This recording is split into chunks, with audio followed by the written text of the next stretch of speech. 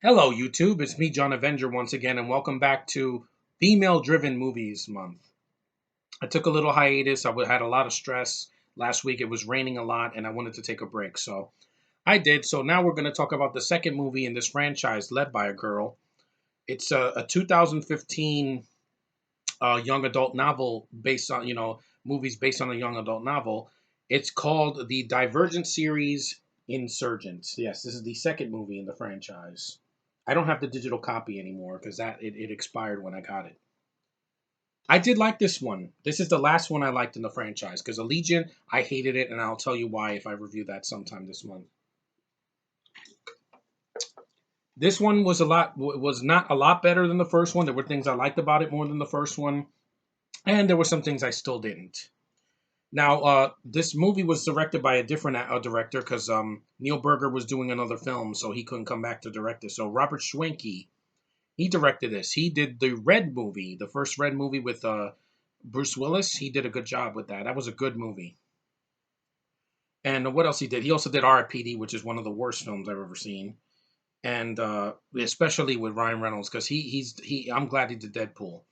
Yeah, Robert Schwenke. He's from Germany. He did Red, the first one, not the second one. He did R.I.P.D., Divergent, Allegiant, The Captain, and he's going to be doing an Untitled Snake Eye spinoff next year. Interesting. There hasn't been a G.I. Joe movie for a while.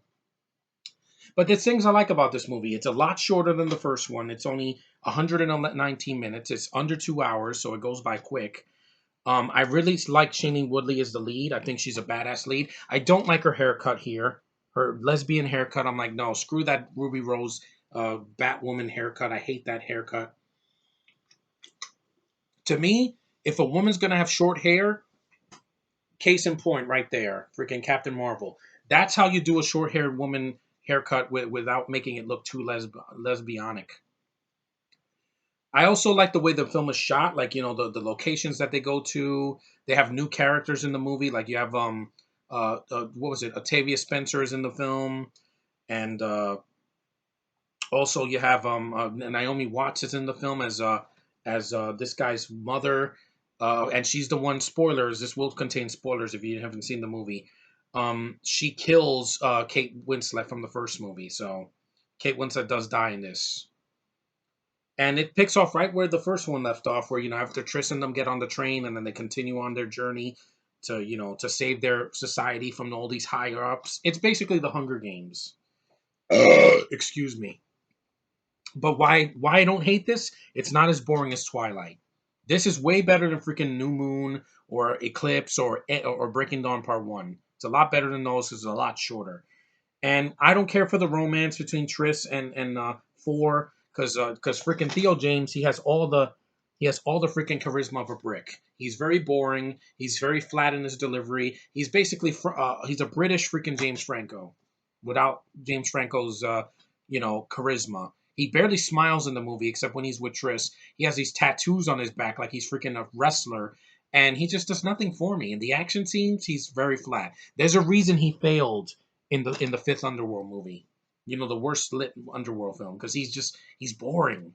Even on Game, if he was on Game of Thrones, I think he was. I don't know, but he's awful. Like I didn't like him in all three movies. Neil Berger, yeah, he did the first one, and he was doing The Jury with I think that was with Robert Downey Jr. and Billions and The Upside. But yeah, the film, let me read the synopsis. Yeah, it takes place 5 days after the events of the first film and continues to follow dauntless soldier Triss Pryor. Beatrice is her real name. Triss and Four, her dauntless instructor, are on the run after invading a coup from Uridit faction leader Janine and the rest of her faction. The faction system in post-apocalyptic Chicago is crumbling, and everyone is desperate for power and answers. It's the second film in a trilogy, so of course. And yeah, filming. Blah, blah, blah, blah. Also, Mekhi Phifer's in the movie as Max. I think he was in the first one. You have Zoe Kravitz. She's always lovely to watch. She's a beautiful girl. Jai Courtney, he dies in this one. I'm so glad because I hate this guy's acting. He's just after A Good Day to Die Hard, it was downhill from there. Everything else he did after that was even worse. Yeah, these Divergent. You had freaking I Frankenstein. You had freaking Terminator Genesis and Suicide Squad. He finally uses his real Aussie accent, and he's so annoying. This guy, you can't win. And in these movies, he has like these two freaking dots on his face. I'm wearing a Star Wars hat, by the way, because it's the 20th anniversary of Episode One. So, cheers, Episode One. But this film, it got a negative reaction, and I'm like, it's a fun movie for what it is, guys. This movie's not as bad as other sequels I've seen. It's not Last Jedi where it makes the first movie pointless. No, this continues the story. And even though in Allegiant had nowhere else to go, this is the last decent one that I watched. It's not great, but it's still watchable. Miles Teller's in the film. He's Peter. He's the asshole of the movies. He's like that in all three movies.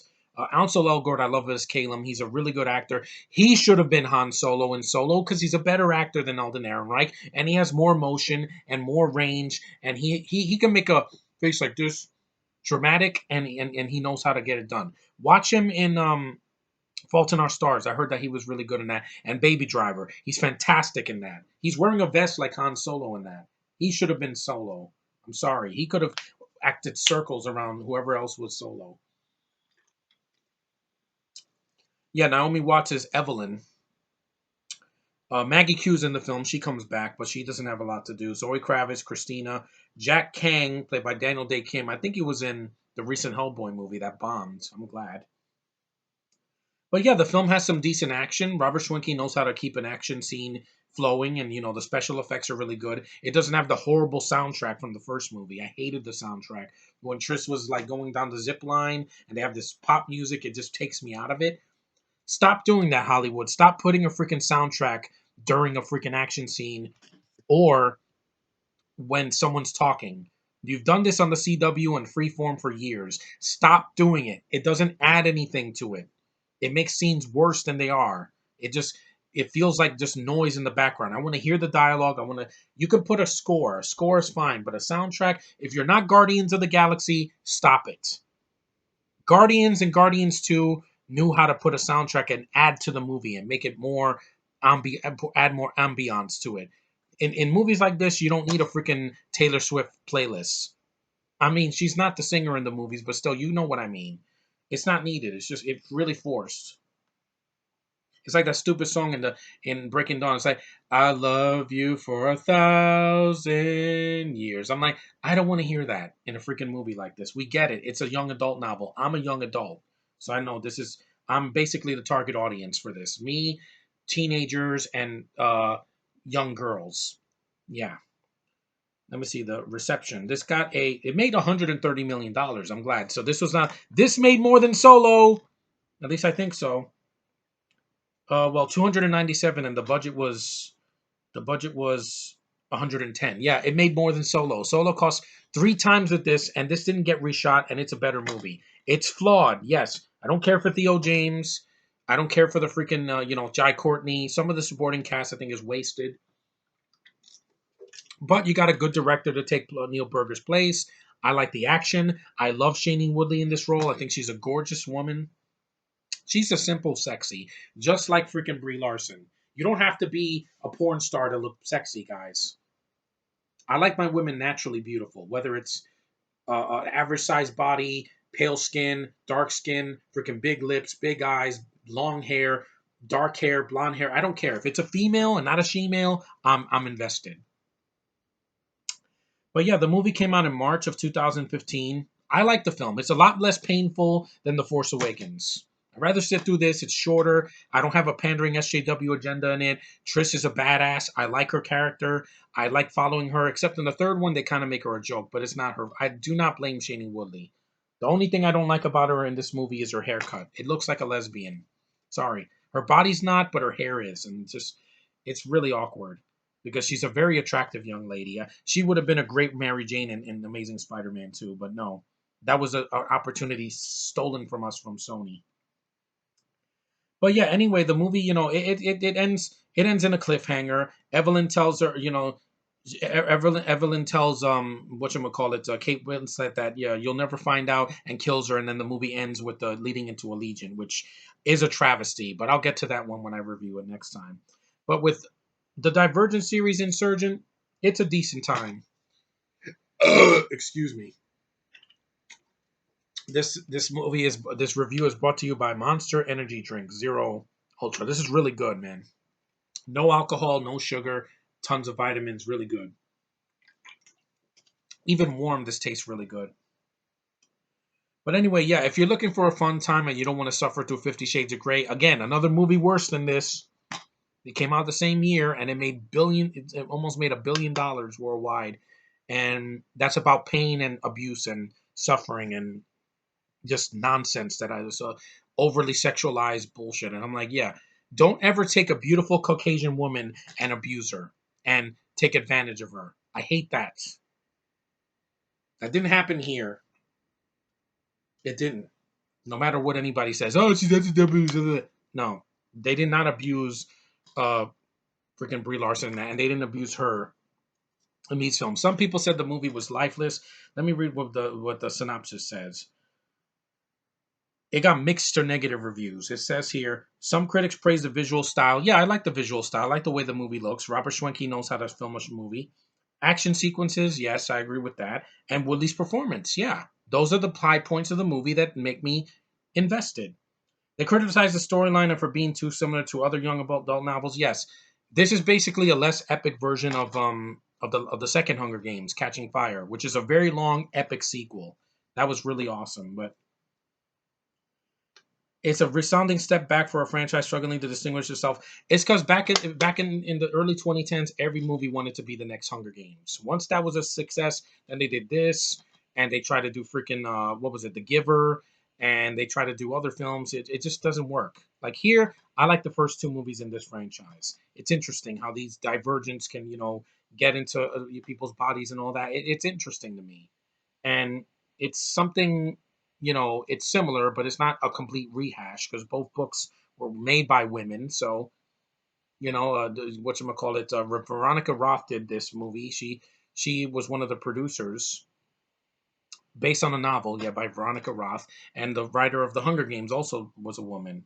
Doesn't bother me. Women don't bother me, guys, as long as they're attractive and they're appealing to me and they have some talent. But yeah, this movie's not so bad. It's not horrible. Like people were giving it like a sequel that sticks to more routine territory of action, angst, and dystopian gloom. Mostly a sound approach, thanks to the consistent strength of franchise lead. Yeah, exactly. Shailene Woodley is awesome. I would love to see her in another franchise. I'd love to see her in the MCU or the DCU or a freaking Star Wars movie done right, not the freaking agenda pandering bullshit that we got in the last 4 years. I'm saying something like this, just without the haircut, because that short hair doesn't do it for me. I want hair that I could run my fingers through.